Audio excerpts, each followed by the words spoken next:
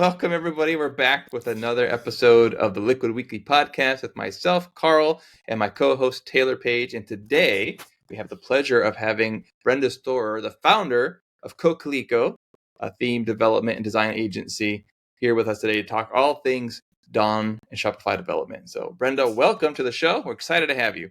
Thank you. I'm very excited to be here. Thank you so much for inviting me. You are welcome. Coquelicot, what does it mean?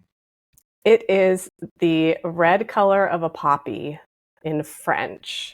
I do not speak French, nor am I French.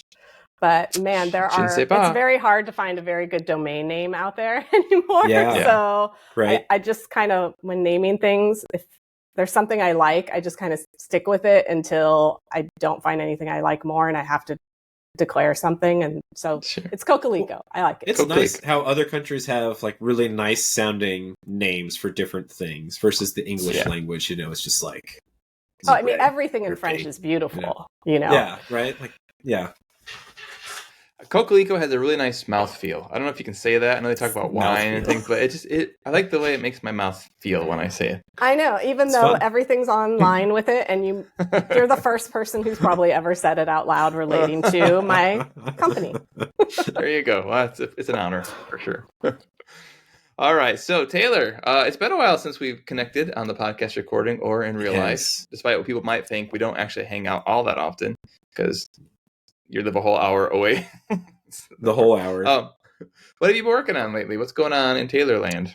Yeah, just so it's been several weeks because we recorded a couple episodes ahead, and so I don't think we've had a chance to talk other than just it's been nice texting and Slack and stuff. Sorry, I haven't been able to blow up your phone and stuff here lately. So, just kind of plugging away. Got sick over the Christmas break, so we had the holidays and everything. We stay home for Christmas and those sorts of things. My wife and I also have our birthdays like right after Christmas as well, so we just like to hang out. But I was sick for a good chunk of it. My son got sick, and then I was down pretty bad. I haven't been sick in literally years. Like I just don't usually get very ill, and so that was rough. But hopping back into things, new year, trying to figure things out as far as like making goals, or I'm trying to shift more towards kind of like themes. I don't know if you've heard of like this before, where instead of focusing more on specific goals, you kind of focus on like a broad oversweeping theme. And so something that I'm kind of like testing out this year, in addition to like some smaller goals or whatever. And so one thing that I'm working on is I'm learning some getting more intensive with Ruby. So I think I've talked before about like kind of how I was working with some Rails projects. And I kind of got part of the way through a couple of things that I wanted to like build out for fun, because you can get really far really quick with Rails with a handful of things. But I just was really wanting to like learn more, and I was finding a lot of the stuff I was tripping over was really just Ruby syntax. And so I'm kind of taking a couple steps back, trying to do a better job being more thoughtful there. The other thing, playing around with cart and checkout validations and Shopify functions. So we talked to Sammy from Discount Kit last week. Or last episode, not last week. That was like a month ago now at this point. And so, but we talked to him about Shopify functions, gave me the courage to kind of dive in, and it's pretty cool. But I'm finding I'm really needing to work on some GraphQL stuff. So it was actually really helpful. We had Harshdeep on a while ago as well with his course that I picked up like as soon as it came out on Shopify App Dev, and he's got a good section on just like working through GraphQL, using it in Shopify and stuff like that. So that was super helpful. So it's nice. Yeah, we're kind of getting to like cherry pick with different guests that we're working with to try to build stuff out in shops that I'm actively working on. So that's been really cool. That's quite the update for being sick. You got a lot accomplished. So it was like a month. So yeah, well, that's true. I'm trying to help you feel better. I appreciate you, man. Brenda, what about you? Well, I'm going to ask Brenda first. Because then it's just to go back to back. I'm changing it up. I know, on the fly. That's how I operate. I'm just kind of jealous of Brenda because we can see the sunshine. And here in Ohio, like we've had 2 days of sunshine in like the last 2 months. And it's just brutal. So, did you get snow though yet? Have you had snow? We just have the winter misery. Oh, but like you haven't got any snow in Columbus? I mean, we got a little bit. This is nothing. Yeah. It's a wasteland. Yeah, I'm a little bit further north than Karl, and the kids had a snow day actually earlier this week. So they probably could have gone to school. It was just kind of one of those things. They were just coming back from the break. I think everyone was just kind of like, it's snowing, it'll be fine. Give them a day off. I mean, I'm in New York City, so it's still cold. But yeah, at least we got sunshine today. But I think it's been almost 2 years since we've had an inch of snowfall or more. We haven't had an inch. So that's been kind of depressing. But they're saying that, like, hopefully maybe this week we'll get some snow. I grew up in California, and I think I'm still kind of a like, oh my God, snow. You know, I still get kind of excited about it. I was like, people in Ohio are like, oh no, snow. Like, oh, and you're like, they're really hoping for snow. I don't drive, and I don't have to shovel the sidewalk. So like, I could just go to Central Park and like watch the dogs get so excited when it snows. It's like, as soon as the snow stops, I'll go to Central Park and everybody's out there with their dogs, and dogs are just going nuts. It's really fun. How many dogs do you have? I don't have any dogs. I just go and watch the other dogs. Oh, do you just like watching other people's dogs? Yeah. That's awesome. What borough are you in? Are you in Manhattan? Or are you in I'm in Manhattan, yeah. Are you? Wow. That's cool. Yeah. Awesome. How about as far as I interrupted you because of the sunshine. So like how have things been going for you, or things you've been working on lately? Yeah. I mean, I'm kind of a Grinch when it comes to Christmas. So New Year's, I was really excited. I'm always excited about New Year's because it means the holiday season's over. And there's like a calm in January too. So I've been really enjoying that calm and focusing. Yeah. I'm trying to build a new theme for the theme store. So that's awesome. Been trying to hunker down and work on that. And that takes like good focus time. Mm-hmm. So January is kind of a good time to do that. That's great. Nice. Well, I'm sure you'll tell us a little bit more about that here soon. Yeah. Is that okay? One last question: is that a real background, or is that a fake background? No, this is my apartment. Okay. Wow, that's nice. Whenever I think about people living in Manhattan, greenery, you're either like a billionaire and you've got like the penthouse, or you've got like a 40 square foot apartment somewhere, but it looks like a nice setup. Well, I mean, this is basically half the square footage of my entire apartment. Is what you see back here, so there's that. But I am really grateful. Like I have a big window and I get light, nice. So that it looks like a really nice space. Thanks. That's cool. As for me, I'll just transition because I think that's what we're doing. I have lots of things to complain about / talk about today. First one is my basement. I don't know if you followed the saga, but we had a little addition 2 years ago. We started it because we had another kid and I couldn't live with that without more space. And so, long story short, I've been working to finish the basement. I was going to do it over break, and then what I ended up doing was having like a mind melt over basement foundation structures and systems in terms of how you manage vapor permeance and transmission.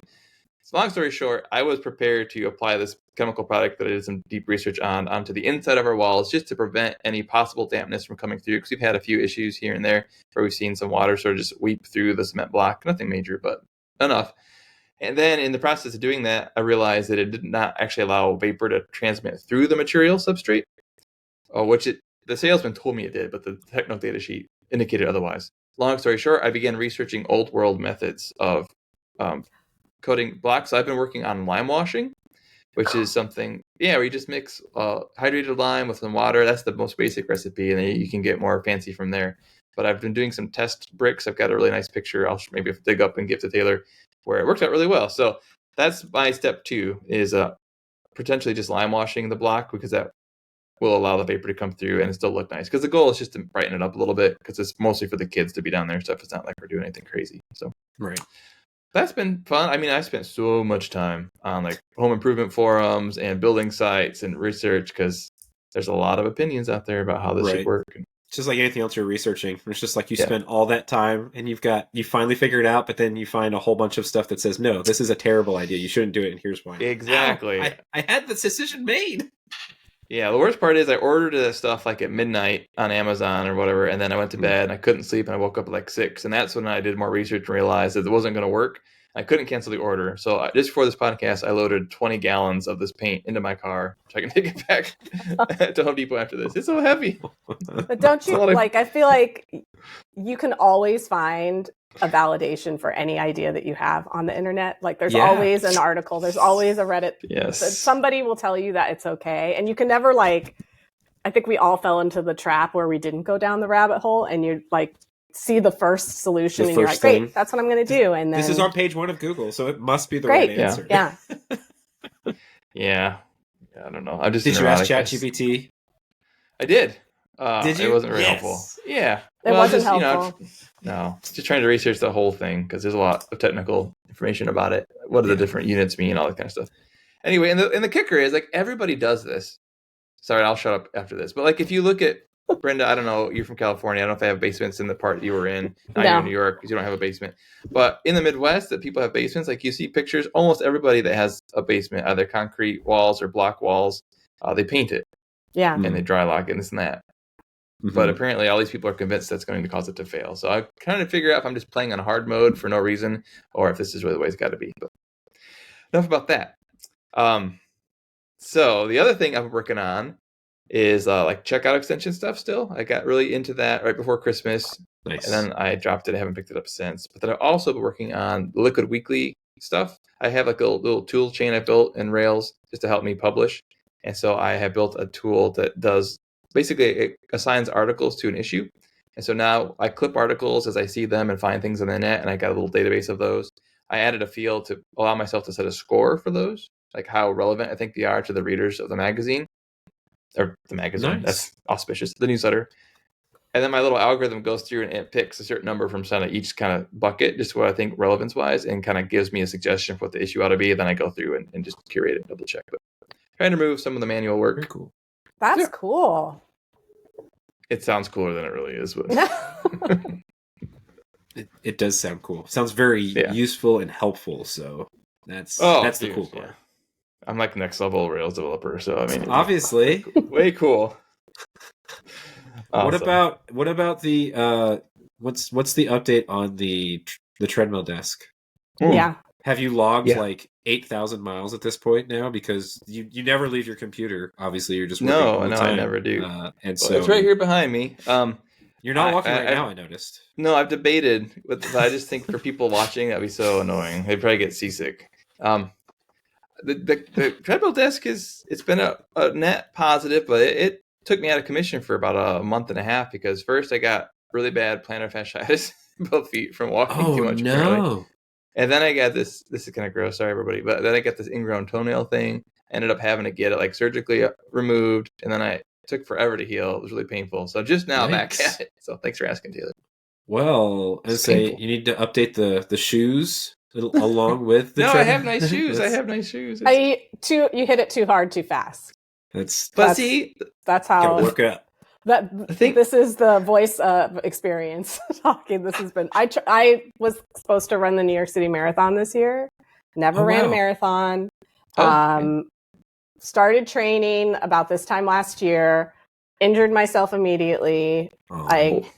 Just a small injury, but enough to put me out for like 2 months. Then I picked back up, sprained my ankle not running in July, healed that, and then was like, okay, I can still do this. And then 2 weeks before the marathon, hurt my knee. Overuse, same, but it was like, because I was really trying to scale up too fast. Well, and it's hard to bounce back from injuries. Like even just like, gosh, the week that I was sick and I took a whole week off of running and lifting, and then you come back and you're just like, everything is hard again. Yeah. It's brutal. And they linger for a long time. And so you think you're okay. And then like they'll, for whatever reason, knock on wood, my ankle is great. Like I thought that was going to be like the main injury, and that was okay. But now all these other things come up. But there's one key difference between our stories, though, Brenda. One difference between you and I. You were training for a marathon. I was walking. But you were walking while you were working. Like all I do is sit in my. Right, but like, dude, you were way more hardcore. Multitasking. Yeah, but okay. Seriously though, you were running marathon level training sessions. Anyway. Our listeners, for those of you that managed to cling on to the last 18 minutes. We're putting the chapters in at least the YouTube, so they can skip ahead if they don't want this part. So I think we're ready to talk about the good stuff. So this is good stuff. Yeah, no, you know what I mean, like the technical stuff. I do. Brenda, as I warned you ahead of time, And I'm just going to mispronounce Calico just to do it. Calico. Nice. Kalikulaki. I want to hear your origin story. How did you become the superhero of solo founder, theme developer, designer extraordinaire? What was your journey to get you from there to this awesome apartment in Manhattan where you're talking to Taylor and I? I mean, how far, like, I was whatever born you feels relevant. in... Yeah, well, clearly that happened. That happened. I mean, I grew up in California. I grew up in Silicon Valley, actually, but was not... Which part? Santa Clara, Cupertino. So, like... Okay. In the heart of it. Very, very... Yeah, I'm an Apple girl, hardcore from the beginning. Went to college, got a degree in psychology and Italian, like was as not... one does. Psych degrees, yeah. Yeah. Do you have a psych degree? Yep. Yes. So just was not into programming, hated math, just never... My parents weren't developers. They were a teacher and a bus driver. So just like grew up around that, but was not, never considered it. But also I think because I grew up kind of before the internet, or literally before the internet. So it wasn't interesting. I thought it was all math. That's all I ever thought programming must be. But in college, I was friends with, weirdly, a bunch of computer science majors and a bunch of theater majors and like no psychology majors for whatever reason. It's because they're weird. They are. I'm saying that as one. Actually, people used to always say to me, wow, you are the most sane and well-grounded psychology major I've ever met. It's because the vast majority, we're the minority. I'm going to go ahead and include myself in there. Yeah. We're the minority, so, I mean, I love psychology. I mean, I do have a very good friend I met in school who's a psychology major too. But, I graduated from college having no idea what I wanted to do. And all I wanted to do was travel. I moved to London for a while and then couldn't stay because of visa, went back to the Bay Area, got to watch the first .com crash, front row, moved to New York and started to work in theater, and work in restaurants. Just was working, in London, I was working at the Lion King in front of house, as an usher and stuff. And then awesome. Here I was working in box office for off-Broadway theater and stuff. And then working in restaurants because I needed to make money. I decided to go back to school, and it really just I knew I wanted to go back to school, but I was like, this time when I go back, I want to go and get a skill. Psychology, you could say it's very no diss to the psych majors. No diss, but I mean, it doesn't lead you to any career path. Right. And the college I went to was in Northern California, Chico State. But there's no industry around there besides the college. So there wasn't opportunity in college to get real life work experience either. Mm. So I just kind of decided one day that I wanted to do graphic design. And I think it was just all of these little wheels in my head turned for a few years and just pointed in that direction. And it just seemed to make sense. I was creative. I really liked computers. But I didn't feel like I was a good artist, but I felt like I had a strong visual, understanding.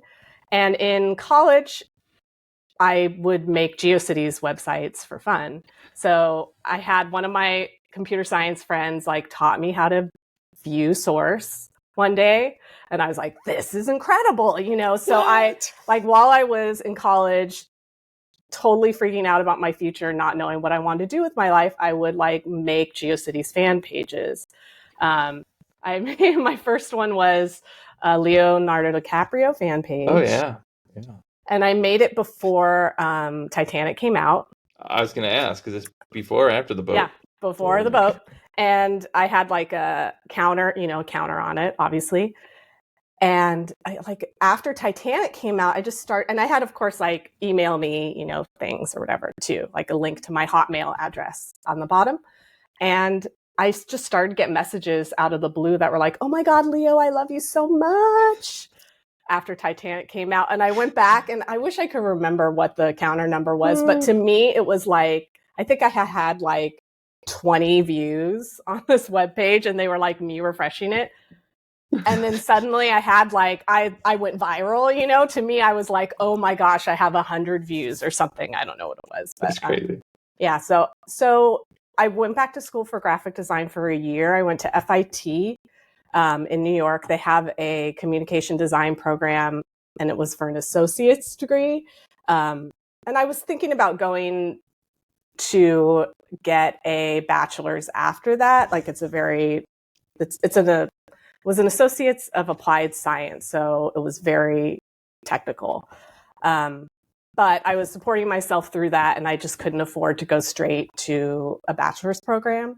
And I wanted to be a packaging designer was what I wanted to be. Oh, okay. But there was like a little bit of, I think we had one class that was a Dreamweaver class. Yeah, you know, so learned a little CSS, like saw CSS Zen Garden for the first time, you know, and was blown away. And then after I graduated, I went back to the restaurants because I was broke and couldn't get a entry-level job in graphic design.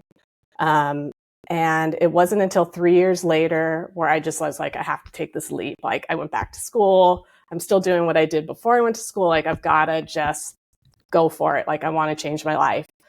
And so I quit my restaurant and was like, I'm going all in. And it was 2009 and the market crashed again. And I'm out here like hustling, trying to find like an entry-level job. So it was tough, but first job I got, I started to take classes. I thought like the only thing that was getting any interest, my design, nobody cared about, but just I knew like a basic HTML and CSS, and that seemed to like get my foot in the door places. So I was like, okay, maybe I should learn some more code. So I started to take classes that were available, and I took a class in Flash. So I got my first gig because I knew Flash, and it was to update a website for a spa in Soho. And then they came to me and were like, we want to make an e-commerce site. Would you help design it? Yes, awesome.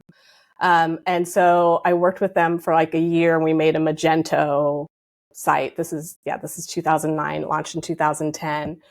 And it's amazing that this site turned out as well as it did. Like I didn't know anything. We had developers who I found out later afterwards that the developers just underscoped and undercharged this project like so intensely. I think it was like they thought it was going to be like $500 or something. And so they just kind of fell off the planet instead of renegotiating. And so I just took up I just started getting in there and making edits, and I helped hire a new developer and whatever. And we got this whole site. But I loved the e-commerce, and I didn't love Magento, but like I loved e-commerce. It was like my first taste of like working in e-commerce, and I like to shop. So I think there's like a natural inclination there. Over the past 15 years, I ended up working in-house in a couple places. Like the first job I got was I worked at Disney for their books department, like in their marketing department. And again, they had just gone through a bunch of layoffs. And so I got hired to do something so simple, which was update HTML in their like CMS, because nobody knew HTML. But I weaseled my way into like becoming a marketing designer, and I got to like work on print stuff, but then also like they were sending out microsites to agencies, and I was like, I can do that, you know, and I'm much cheaper, like give me that, you know. So I just started to build up like little bits of experience. And then one of my teachers from one of the classes I was taking hired me at a startup. And so that's where I got like my real experience, and I learned Git, and I learned it was Ruby on Rails stack. Like I learned how to work like in a real adult development environment. And I worked at Thoughtbot for a while as a designer, since you're talking Rails and Ruby. And like Thoughtbot was the best. Learned so much there, got like really learned about product design there. But really was getting more and more attracted to the development side of everything. And at Thoughtbot, like it's a very broad scope for a designer. Like we did product design, UX design, UI design, and implementation of CSS and HTML. JavaScript was more on like the developer side, but most Thoughtbot developers didn't really love JavaScript. They were more like back-end focused. So they're like, and me just being interested in learning all the things, like I would kind of, try and get in there and do a little bit more of that. I ended up leaving because I was just getting more development focused and I wanted to learn more front end and get more, like React was popping up, and I got an opportunity to work at another smaller agency that was like, we'll teach you React. Great. Like, let's go. But, so I've worked in agencies. I've started like a lot of greenfield projects. I've like jumped into code bases and refactored. Like I just have done a lot of scrappy stuff. And lost my job. I worked at a product company and lost my job at beginning of the pandemic, like a lot of us did. And ended up getting hired with one of the other developers who I worked with there. We got hired to work on a Shopify store, fresh build. And so I had worked on one Shopify store before with Thoughtbot and loved it. Like, was like it's everything made sense to me. I loved Liquid. Like I love being able to do real things in the template theme language, even though I know a lot of developers feel like that's icky, but like, I don't know, it feels kind of hacky and I just like it. It's in my world, I guess. So maybe that's what I like about it. And so I've been wanting to get back into Shopify. I even asked then, this was like in 2018, I'm like, what does it take to get a theme in the theme store? And they're like, you can't, it's closed, Right. Like, oh, okay.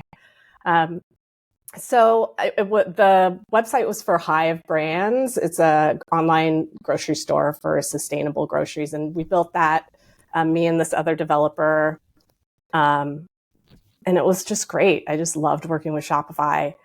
And was working on some other client stuff. And I was thinking I'm like, I'm going to just niche into Shopify at this point. So this is like 2020. And then when Online 2.0 store was announced, I was like, and they're like, we're opening the theme store. I was like, okay, perfect. I'm going to do it. And I was just kind of burnt out, like I jumped around. I've been at agencies. I'd just been doing client stuff for so long. I had a little bit of savings and I was like, 6 months, I can bang out a theme. I need a little sabbatical. I'm going to take it like that. And I'm going to work on a theme for the theme store. So I had to like wrap up some client work. So I started in like November of 2021 is when I like really started full time working on the theme. And I'd done like a little bit about it before then. So that's the dawn I started from, was a very early dawn too. It was like my code base. And I worked on it like I said, full time until about June. I submitted it in June and my first submission was rejected. Oh, I know, but it was like it was a good reason. So the first reason it was because it was too similar to Dawn. And the feedback, which I thought was really helpful, which if anybody's thinking about building from Dawn, they said that the design was, let me think of the words that they said. It was not substantively different, I think is the term that they use a lot, right? That's the term that they use a lot. But what I was told by the review team was that it was more additive than transformative, my design at the time. Interesting. And it's true. I think I was trying to make like a better Dawn. I was trying to I was adding shapes and I was adding more customizations onto what was there, was kind of my idea. And so I was like, okay, I really need to think about it. And I think honestly too, like I was thinking about design more in UX terms throughout the process. And I wasn't really thinking about like a skin as strongly. And so it was good feedback. And I went back, and at that time the theme accelerator was going on. Have you talked about I think you talked about with Thomas a little bit. Yeah, we asked about it a little bit because they had already been actively developing something they'd already been working on paper at that time. Too. And that was, and it sounds like, you were like, okay, like I'm already working on Whisk, but so that, I thought was going on. Like, like, I thought I was like, oh, I'm like a month away from being done and this theme accelerator starting. But yeah, like I'll jump in and like see what happens. But it was really helpful because after I got rejected, it was kind of the design phase of the theme accelerator where they're looking at designs, and I was like, okay, I'm gonna just full stop and I'm gonna like go back to the drawing board with design and kind of take what I've done. But I did like a whole design exercise and submitted that for review and was like, I'm trying to differentiate myself, like rework the theme. So having that opportunity to get, because that's what's really, now I'm just excited, now I'm just talking, but like with the theme, it's a huge upfront investment with very little opportunity for feedback. So anytime Shopify offered anything that could give some feedback from the internal team, I would absolutely take that opportunity. So this was one of those opportunities where I like got some eyes on the design direction I was looking at and got a go ahead for that. And then I also got lucky to be able to go to Unite in Toronto that year. Nice. So I waited until after that to submit the theme because they had office hours there where you could meet with people on the app review team or the theme review team. Nice. And so I met with some people on the theme review team. And it happened to be like the person who rejected my theme the first time. I was like, okay, awesome. Like, I'm so glad it's you I'm talking to. Like, let me know, like, does this look like I've taken this feedback into account? Does this look like it's going to work? And they were encouraging about it. And then I submitted it, and Whisk launched in November 28th, 2022, right? Yeah. So full on, It took about a year to make. As the solo dev, like you're the only one working on this. Like you're a solo dev working through this. So took about a year. Full time, awesome. 8 hours a day kind of thing? Yeah. Or were you, wow. I had to take a break in the summer for mental. I was exhausted. A sabbatical from the sabbatical. Yeah. I had to take a sabbatical from sabbatical. Yeah, we're trying to sprint, right? and this turned into a marathon. I know. And then I had to take on a little bit of client work because I financially I didn't make a lot of money in 2022 working on this full time. So I had to take on a little bit of client work. I like, in full transparency, I took on loans. Like I bootstrapped this myself, but I took on some debt too. So it was a big risk. Yeah. But I mean, even besides the development, and like my style is, I have used Figma, but I haven't been like a designer on a project since Figma became the norm, where I'm purely a designer. Usually I'm the designer who's coding the front end as well, if I'm working with clients. So I design in the browser a lot. Like sometimes, mostly, like 90% of what I do is design in the browser. Like if I'm really trying to figure something out, I'll open up Sketch or something and just like put some pieces around. But I'll always get to a point where I'm like, this would just be easier to change this in CSS and see how it looks, you know? Yep. So I think like there's like an efficiency there, but then also I think it feels like the build takes longer, but it's because it's always, you're figuring things out while you're building. Right. You're experimenting. So there's that, but then also like building demo stores takes a while. Well, yeah, because you have to stuff it with content too. So you move over from like, oh, like this isn't just like technical and design. Now I need assets. I need copy. I need like to figure out the layout. Like, you know. Yeah, and it needs to like look good. I mean, that's the main marketing piece are these demo stores. So, and then documentation, writing all the documentation. So it's just a huge project. Yeah, it's a big lift. That's awesome. So that was a lot. I talked a lot. No, that was, well, I mean, that's like, oh, man, there's just like so many questions that I have.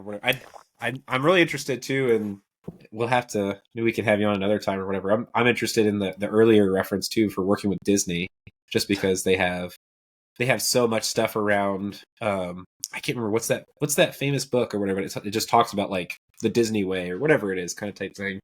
The mouse, working for the mouse. Yeah, something like, I can't remember what it is. Maybe that's what it is. But they do a lot of things well. So I'd be really interested. But as far as like Shopify specific stuff, so you chose, right? Like you've got all this other dev experience, working in different areas, working for different shops and things like that, and what have you. And you still kind of chose to use Dawn, right, as your launch point. So can you talk about maybe like what made you like decide to do that instead of maybe trying to build something else from scratch or things like that? Because I think the documentation at the time that you started, since it was before the theme accelerator and all this other stuff or whatever, really was non-existent, right? And so like now there's actual guidance, and we'll link that up in notes and everything, as far as like there's a checklist. It's still pretty vague, so I think like you talked about, like trying to get some of that real specific feedback is really critical a lot of times. And but as far as like when you were doing this, none of that existed. So what made you think like, hey, this is like, Dawn's here, I've got this, I can use this as the launching pad, instead of maybe just going a different way with it? Like a lot of other people might say like, oh no, like we're just going to go with whatever build processes we're comfortable with, scale this out or whatever. You decided to go a different way, and I don't think this is the most common way. So I'd be really interested to hear that. I mean, I think there's several reasons. The two main reasons, I think, one was I did start this as soon as Online 2.0 store was launched. Mm-hmm. So Dawn was the reference for how 2.0 worked. And, so I didn't have my own code base that was 2.0 store compliant that I used on projects. So it made sense to use theirs. Yeah. To understand. And I feel like that's how I've worked my whole career, is jumping into code bases and figuring things out. And so that appealed to me about using Dawn. And I love to refactor. I love refactoring code. So like just that kind of style appeals to me. And I like to learn by examples and seeing what works in code bases and finessing things, Mm-hmm. Also, like the values that Dawn was built from were very appealing to me, and how I like to be. I mean, I really don't think there's a wrong way to build any project. Sure. Maybe, I'll show you a few. I mean, but most of the time we're all making, and people are making, the best decisions with the information they have at the time, Yeah. And I always say, like, if I don't look back at code I've written 6 months ago and think I could do better now, I should be a little ashamed of my code 6 months ago, because that means I'm learning and I'm growing, Mm-hmm.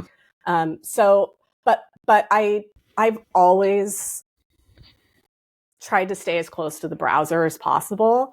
I don't know. And especially I've been excited about what's happened in the past decade or so, especially with JavaScript and CSS. And I mean, 10 years ago, would you not use jQuery? Like, that was just like maybe a little over 10 years ago, but it was like just a standard. You start a new project, first thing you do is import jQuery, and just how the browsers and the powers that be have really taken feedback from like what all these preprocessors and libraries were doing to improve developer experience in JavaScript and CSS and put it into the native language, I think is awesome.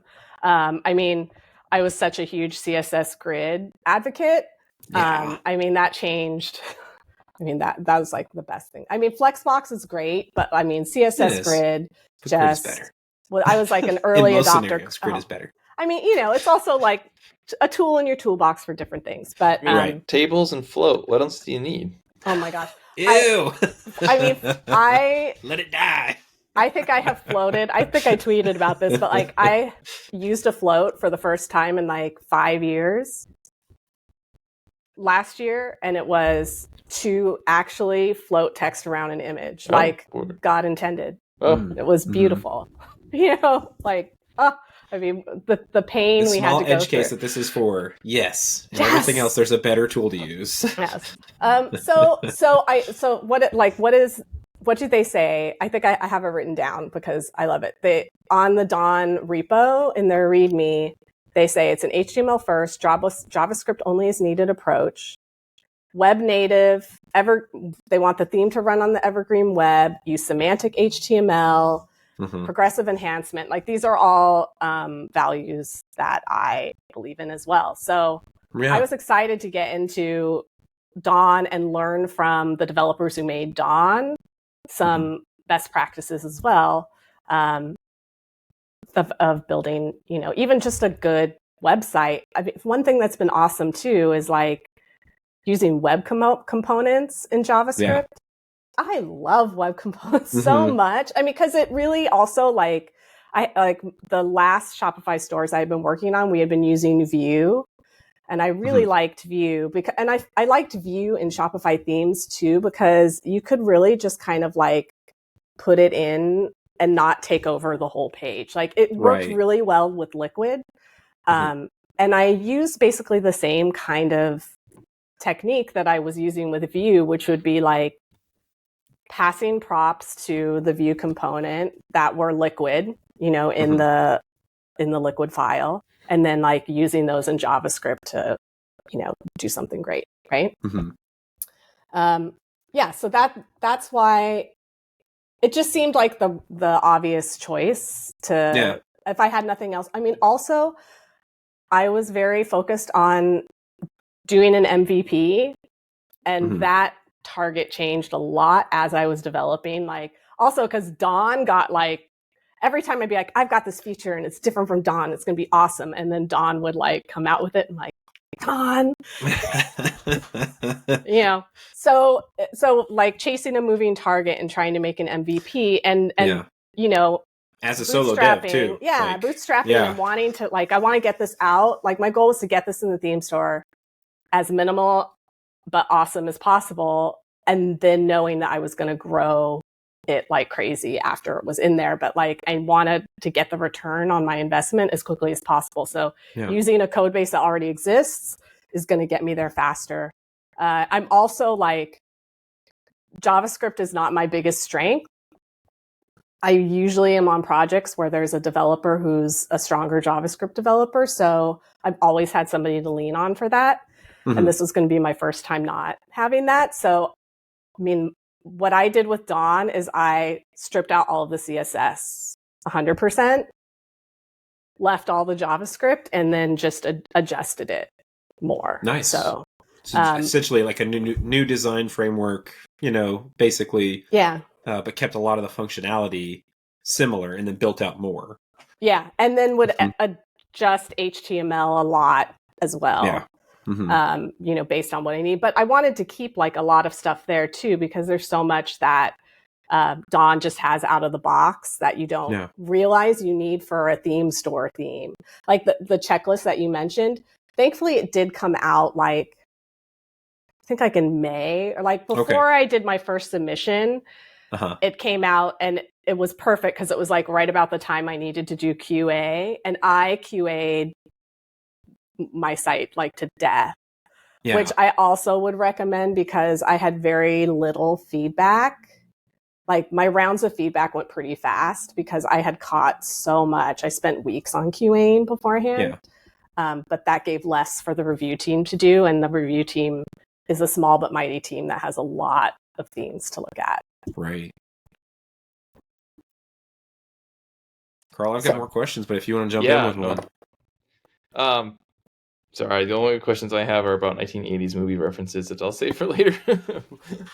I'd say I wanted to ask a little bit too. I mean, we talked about this a little bit because a great point as far as like starting with Dawn, because they do have that HTML first approach and semantic HTML, staying as close to the web as possible. Because I mean, especially the further along we get, speed, accessibility are huge to figure out when you're working on the web anymore. And the web was already designed to be accessible. And so a lot of times, especially when we're getting into JavaScript and some other things, like we break stuff for that. And so we have to then worry about going back and building in things. So a lot of times when we're adding these build processes, all this other stuff or whatever kind of type thing that we're building, and we have to like backtrack and do some of that Q&A to make sure that stuff gets accounted for, because that's going to get checked in the theme store too when you submit a theme. So I think that's awesome that you took that into consideration as far as starting there.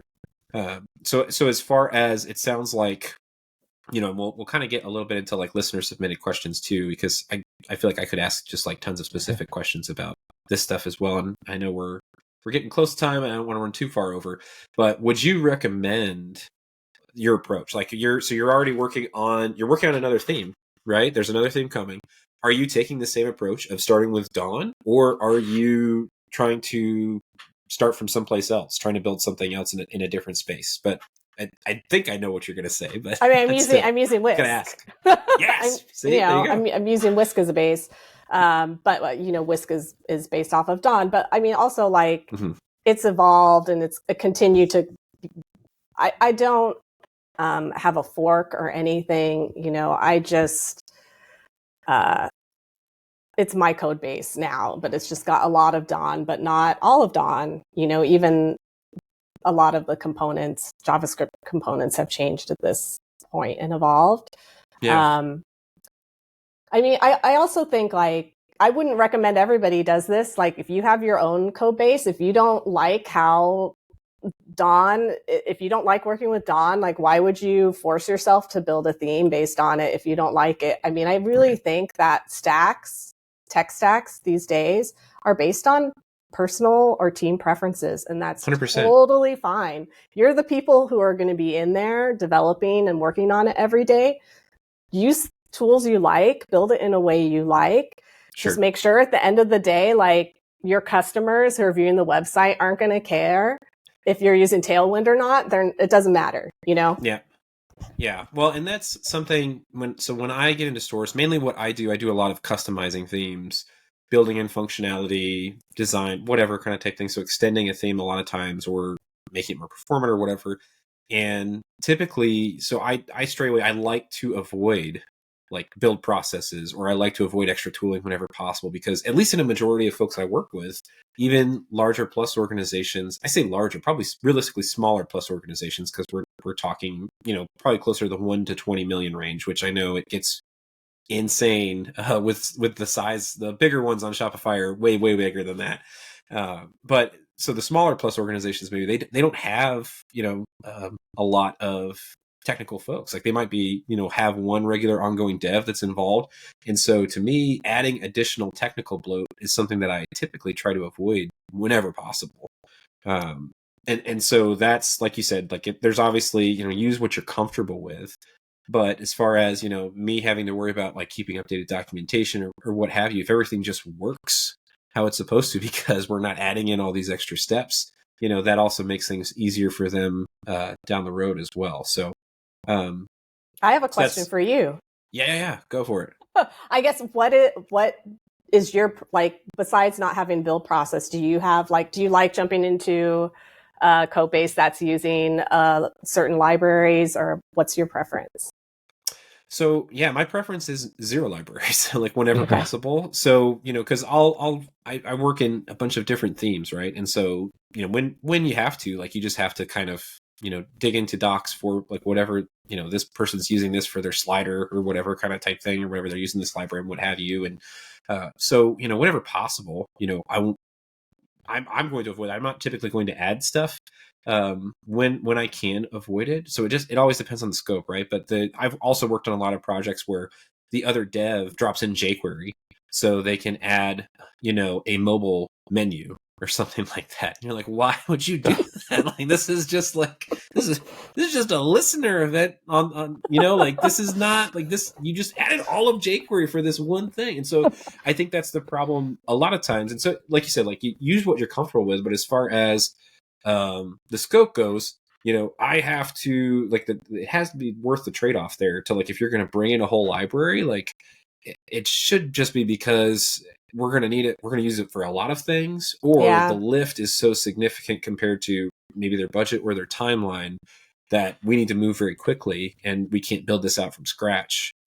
Look, Taylor, I said I'm sorry. Okay, we just let it go. No, this is one where I was just like, I was so surprised. Like I was looking at like the commits and I was just like, why did you add all of jQuery for this? Like, this is ridiculous. So, it just depends on like what you're working with. And me personally, like I said, like I avoid libraries when possible.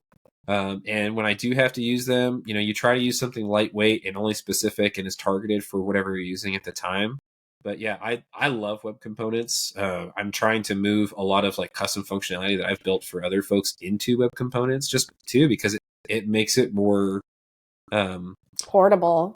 Yes, yeah, I can use this custom bundler now in multiple projects instead of just this one or whatever, and having to like redo everything. So that to me is always a win. There's obviously some downsides there or what have you, and so like you said too, I think that was a really good point of trying to come from the perspective of the people that are doing X, Y, and Z when they're working a theme. They're making the best decisions they can, or they're implementing the best option that they can with the existing, set of, values that they have, either their budget, their timeline, or just like the information that they have at that time.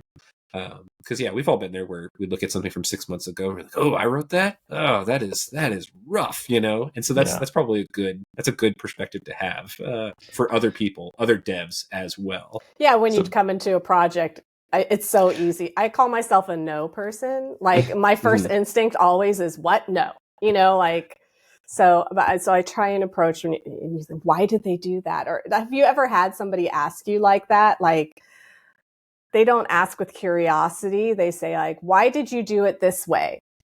Right. Like, oh, like it sounds kind of accusatory. Right. So I try to approach things with like curiosity and grace and trying to, understand the situation. There was something else I was going to, so with Whisk, I have no libraries at all. Like I'm not using everything is built in the theme. And with my next theme, I am using a slider library.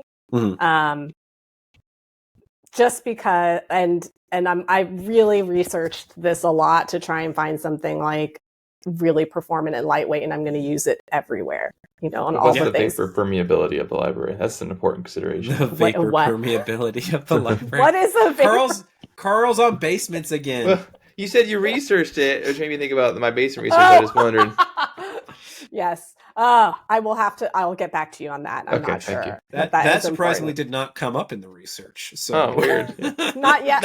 I did not do my research enough, obviously. There's no Reddit thread on that. Carl, you'll need to go ahead and write that after this episode. So Brenda, I do have one question. Sorry. The technical side of this is really fascinating, and we could go for forever here, but I just keep coming back to the lead up to it, which was I was burned out. I took time off of work. I saved up, so I had 6 months to run away. Then it took me a year, and I took out loans. And now you're writing another theme. So what happened? Like financially, did this work out? Are you just a glutton for punishment? Like, would you encourage other people to go down this road? Okay. All of the above. Because people are wondering, like, can I survive as a theme developer selling as themes a solo dev too? Yeah. I get that question a lot. Living in a high cost of living area too. Yeah. I mean, I don't have children, so I don't have dependencies. I was able to take this risk and know that I could land on my feet and nobody was depending on me. So I think that is a huge, that was huge. I have a very large tax bill coming up that I'm very worried about. I also hate that. Took on a lot of client work again last year. So, that's the thing. Like it's right now, it's not enough to cover my living, but I hope with a second theme it will be. So I am personally like, how much client work do I take on? Because that's going to take away from building the new theme when I really feel like the new theme is going to like set me up. But like at the same time, I've got to be responsible and I've got to pay my bills. So I still am paying off a lot of what I incurred from then, but I'm still living my life and it's okay. So well, and that's probably fantastic for your business as well. Like I've got a theme in the theme store. And so like I'm literally so good at this. Like Shopify let me put a theme in the theme store. Well, so like what that means. Like A lot of people, people in Shopify know what that means, but a lot of people don't understand how hard that is and how, how much it takes. But I use it if I can, Sure. Yeah, so absolutely. What are you going to do differently as you approach development of the second theme based on what you learned the first time around? That's a great question. I know. I'm using Swiper.js. I looked it up to see what is the library I'm using. I'm using that. And a lot of themes use Swiper too. Yeah, and it's really minimal, and so I feel like I'm going to get a lot of bang for my buck out of that, and I'm going to be able to I don't have a slideshow in Whisk. There is no. I mean, there's one on the. There's some sliding functionality, but there's no major slideshow. Yeah. Carousel, which one of those things I don't like them anyway, but because clients ask for them, but none of the research supports it. So, but people ask for it, and so you gotta do it. You gotta, and I try and balance that. I mean, that is what is nice too about having your own little world, code-based world. Is I really can. I was I don't want a carousel, but then there's some things where I'm I'll make a pop-up. I know. Gotta have the functionality. And that's another thing of the dependency. So adding a library in. So I've worked in a lot where, the organization has had a custom theme built out, right? And so they've added these libraries in. And what a lot of people don't run into, and that you have to think about, you can't do this now because Shopify said hey, you can't do it this way anymore anyways. But they were using a CDN URL to pull in the library instead of actually just having it in the asset files. And so when there was a new version that came out and broke, our existing implementation kind of type thing, because they stopped serving it on this previous URL, they're, you get an email hey, what'd you do? You broke this or whatever. I'm no, I didn't. This is what happened kind of type thing. So that's something where custom shops will run into this, where maybe they'll do that really quickly instead. But I don't think you can even do that now. You can't depend on an external library call for anything anymore. I think in a Shopify theme. I think there's a couple that are very solid that they will let you do, but they don't tell you which. I think I'd have to ask or whatever. But it's okay. I'm going to keep it in there, and I don't need to do that. Well, I use Google API. That's the other one for a store locator, Right. Yeah. For the new theme, so I'm using Swiper, and I've learned a ton, of course, right, in the past year and a half. I'm gonna make it. I have the time and the ability to make it more robust. So I'm going to launch with more. I launched with much more of a MVP, but I think that was the right decision for my first theme. 100%. Once you get into the store, you get much more information, and it's much easier to add on. I've added a ton of new features in the past year, done a lot of development. So yeah, and I only launched with one demo store. I'm going to launch with at least 2 demo stores on this time, because I think that makes a difference. It's very hard to measure what makes a difference because we kind of have only minimal access to tracking on the theme store as well. So, but I think I'm going to launch with 2 demo stores, have a more robust feature set, so I can justify a higher price too. So try and go in a higher price bracket. Well, and having the different presets really helps people figure out too. They can see the versatility then. I think that's one of the biggest problems that I also have when I'm working in themes, and I'm hey, we're going to use this theme as a base, maybe to then build this out kind of type thing. And people are well, they have trouble understanding how customizable themes are, even before you start actually touching code, just how much different this can look than the demo store kind of type thing. So having the different presets, I think, really, really helps out. Yeah. And I can see the stores that buy it.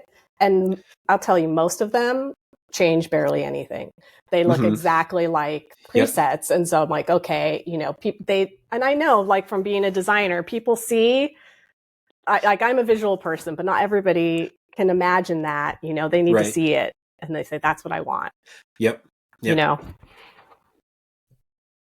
Well, this has been a fascinating conversation, and we could stay here all day.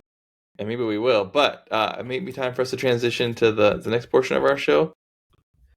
Yeah. Or is there anything critical there that you didn't get to, Taylor? No, I mean, I think as far as listener submitted questions, we talked about a lot of these things because we talked a little bit about, one listener had asked about like, Dawn initially kind of feels bloated, which is funny because it's built like to be minimal kind of type thing, but it is kind of bloated as far as like some of those other things. So as far as the best way between separate, which you talked about, just kind of gutted the CSS, kept a lot of the JavaScript, and then built out functionality from there. So I think that's awesome. And then they talked a little bit about customizing, whether it's better to like remove section settings that don't end up being used sometimes. Yes. So, I think that because it can be pretty overwhelming, right? Like when you're trying to dive into that, you've got a real heavy scroll on section settings. Yeah. I think it's too like one thing that internal Shopify would say to me, I assume this is still valid. I mean, Dawn is a different purpose than a paid theme. Dawn is meant 100%. to be generic and very customizable, and it like we shouldn't be just like Dawn, our themes are supposed to be more opinionated. They want us to target a certain industry, and they want us to like find more of a niche. So yes, I would take out bloat. Yep. Anywhere you can. Yeah. Yep. Solid response. Okay, so we can transition. I think we covered all of those are the listener submitted questions, and we talked a lot about customizing with Dawn. So I'll go ahead. I'll share my screen. We'll talk through some things here about things that are happening in the community. Time for the Taylor Page community update status day. Can I have a little jingle, Taylor? This is your baby. Yeah.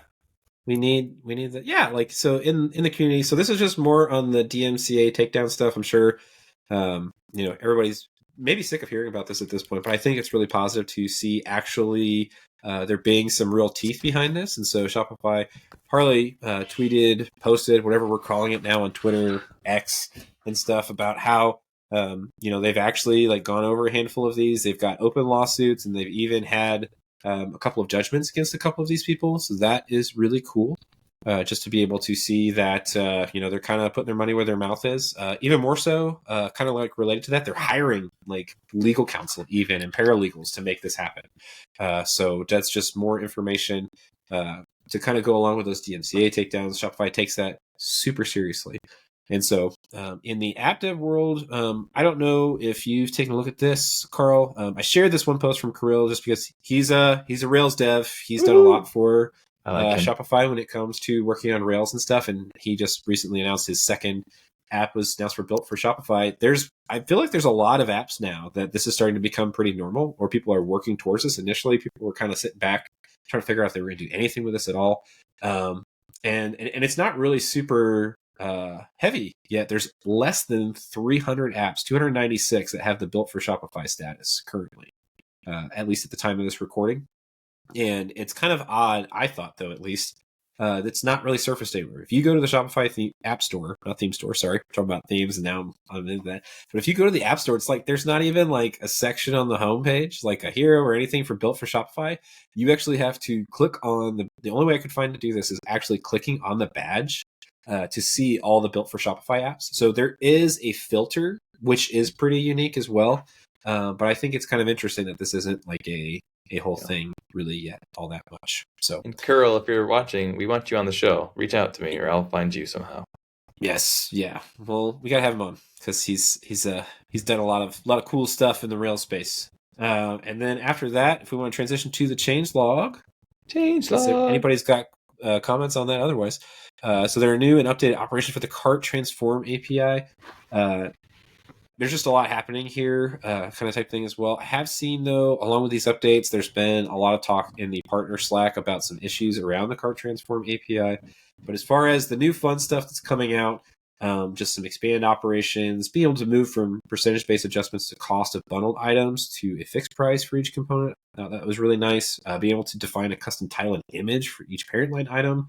Some handy stuff. In addition to, there's a new update operation as well that you can override the price, title, and image of a get in line item, but that is Shopify Plus only. So even with some of this stuff, we're still seeing some Shopify Plus kind of gated functionality, which I know is pretty frustrating for folks when that happens. But gotta do that somewhere, right? Kind of type thing. And so there's a handful of these guys here that I thought were nice. So, and then there's also now some new definition types.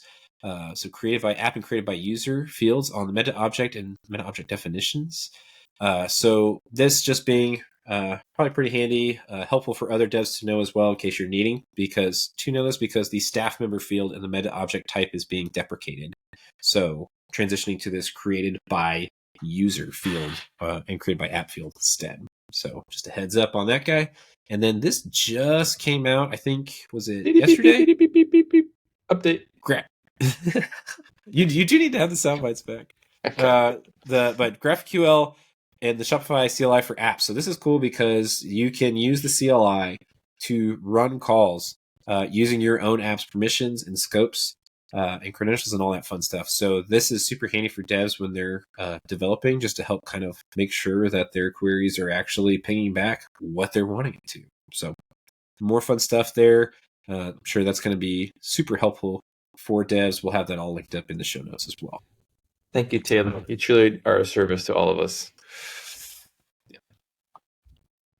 So now we get to do my favorite section, and Brenda's dreading. You can see that look in her eye. She knows it's coming. It's the pick of the week. We each share something. It doesn't even have to be Shopify or development related, but something that's on our mind or interests us that we're going to share this week. So I will go first. I actually had like 4 things to share this week, but I'm going to change them all to get my last question to Brenda in, which is, since you have confessed to being a child of the 80s, Real Genius, 1985, Val Kilmer.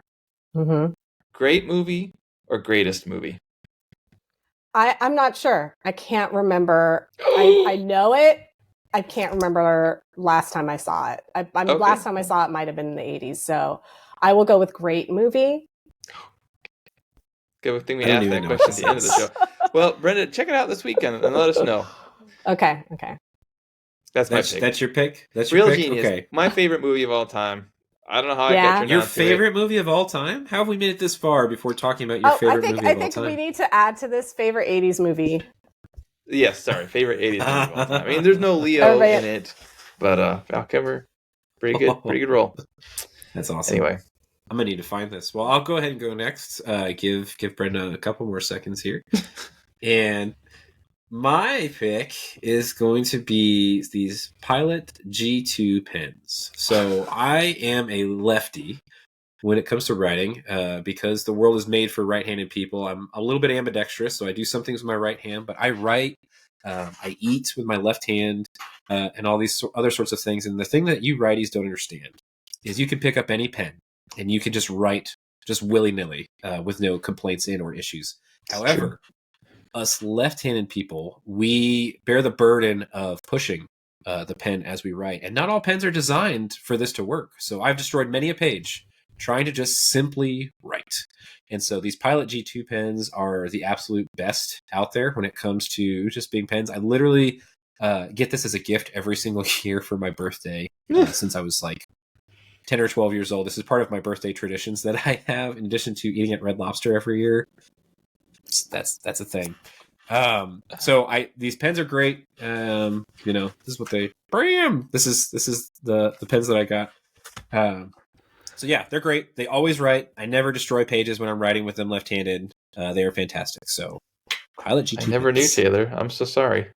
It's a whole thing. Red Lobster, huh? Yes, that's terrible. Yes. Well, you know how like Red Lobster is like. I'm from a small town, so like we would drive like to a bigger town that had restaurants, and like Red Lobster was the nice restaurant. And so I'm a creature of habit, and so I don't want to have to think about what are you gonna do for your birthday. I'm not really a birthday person, so I just every single year it's like I'm gonna go to Red Lobster. I'm gonna get the crab Alfredo pasta. I was just informed this year that actually they're not going to have it anymore. This was the last year they were serving it. The lady who was taking our order was like, "Oh yeah, like I'm glad you're going to get this because this is the last time we're going to have this. They're discontinuing it next year." And I was like, "Okay, well, hate that. I guess I have to find a real restaurant Those now biscuits. for my those cheddar biscuits. Ah, they're good. They're yes. good. Red Lobster biscuits. That's terrible. I love me a good chain restaurant. Yeah, I used to work at Outback Steakhouse across the street from Infinite Loop in Cupertino. R.I.P. There you It's go. no longer there anymore, but yeah. Wow. So sad. Living in New York and London and all these exotic places, I would have thought you to be a little more sophisticated when it came to your palate. But I'm happy to hear that you are I'll humble. eat fancy things too, but I know. And Cheesecake Factory, I love Cheesecake Factory. Yeah, a good chain restaurant. You always know what you're getting. Like, you know what I mean? Like when you show up, like there's a reason that they stick around. So, Brenda, have we delayed it long enough? Did you come up with something? Okay. Yeah, no, I'm Was thinking that your about pick? Chain restaurants in general. Chain restaurants, Outback Steakhouse, cheese fries that are 2,000 calories. You know who has better cheese fries? Who? Have you ever been to a Cheddar's? No, I haven't. I've seen them. Best cheese But fries I like road tripping and going to chain restaurants because like the chain restaurants in New York aren't really. It just is not the same. Maybe that's part of it. Is like the whole definition of a road trip. Chain restaurant. You don't have to road trip to experience one. Like it's the same restaurant. I mean, if you live in New York, apparently you do. This is the switch of the world that I live in. Or I go home and I feel anyways, now I'm blabbering. But I was going to talk about bringing back to originally when we were talking about running and working out and treadmills and stuff. Yeah. I just started using the Future app for personal training. Have you heard of this? Mm-hmm. And I haven't like super gotten into it yet, but like anytime I try and use a workout app, I feel like the interfaces are all really bad and not really conducive to while working out and having your phone. But this is like, it's kind of expensive, but you have a personal trainer and they're creating a workout for you, but the app itself is really nicely designed. And I'm pretty excited about that. And also when I was training for the marathon, I started going to Stretch Lab. Do you all have Stretch Labs in Ohio? It is like somebody who stretches you, like assisted stretching. And I just was going to do it for like a month or so before the marathon because I'm notoriously tight. You know, I'm notoriously like not very flexible. And now I'm addicted to it. Like I go once a week. It makes a big deal. Like when you actually dedicate time to stretching, like it makes a big deal. It makes a huge difference. Like, and now it's been a few months that I've been doing it, and I'm like, crap, I'm gonna have to sell more themes to like afford to be able to do this all the time because I really like it, and I can feel a difference in my body now over time. And I'm like becoming friends with my coach. I love her. Shout out Ran. So stretching. Pick of the Karl, week. You said you found one? Yeah, there's two here in Columbus. Come on down, Taylor. We'll go get a couple stretches. There you go. I did a lot of it when I messed up my back, and then I went to PT, and so that was all PT basically was a lot of assisted stretching, and then teaching me how to stretch to prevent injury and stuff like that. And it was phenomenal. Like every single year around the same time would hurt my back. Done that for years. Just lived with it until it got to the point where it was like absolutely terrible kind of type thing. Like I got out of bed after I took a break and I physically could not move my feet for a full like 30 seconds, but it felt like it was an hour because I was thinking like move my legs and nothing was happening. So I finally went to physical therapy. I went for several months and it was great. Like, but it was all stretching. Like that's all that it really was. And so haven't hurt my back since. It's been phenomenal. Brenda, you would love this. Our stretch location, it's right next to Buffalo Wild Wings. So you can get the chain restaurant and the stretch all in the same visit. Yeah. I need a road trip. That's all. There you go. What a solid spot. Oh, man. Well, I think that probably does it for us today. This has been a wonderful conversation, Brenda. Just was so impressed with what you've accomplished. And thanks for sharing your journey. I think it's really inspiring for a lot of us to hear that you don't have to go to an engineering college and walk out with a CS degree and get right into the biz. You can actually experience life and do lots of different things and end up a Shopify developer and really do quite well at it. So I think you've got a really depth of knowledge there that I'd love to explore more if we have more time, and maybe we will in future episodes or at least online. Taylor, as always, good to have you here too. Yeah. You I don't know how to end this. And I'm just like, I mean, that's... I'm trying to land the plane. You too.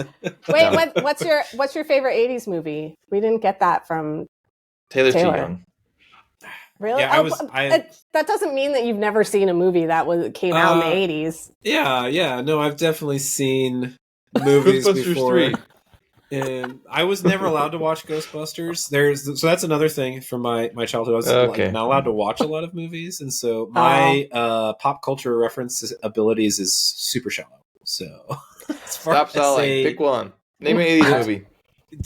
Name some big 80s movies. I don't know off the top of my head. Raiders of the Lost Ark. Yes. Any of the Indiana Jones. Like, heck yeah. Those are great. Brenda. I love those. These millennials. I don't know. Thank you for saving me. I mean, that took mine. I'll go with a deep cut. Flash Gordon. Ooh. I love that movie so much. Wow, that swamp scene. I love that movie so much. I mean, Rocket Talk, Never Ending Story, Last Unicorn. Love Never Ending Story, too. I wasn't on to watch that one. We should have like a separate podcast where we just talk about nostalgia. Anyway, awesome. Well, thanks everyone for joining us. If you made it this far, we appreciate it. As always, like or subscribe because that's what you always say at these kinds of things. I never say it, so do that. That would help us out. And if you have any comments about how we can improve the show, please let me know. See you guys in the next one. All right. See you. Thanks. Thanks, Brenda.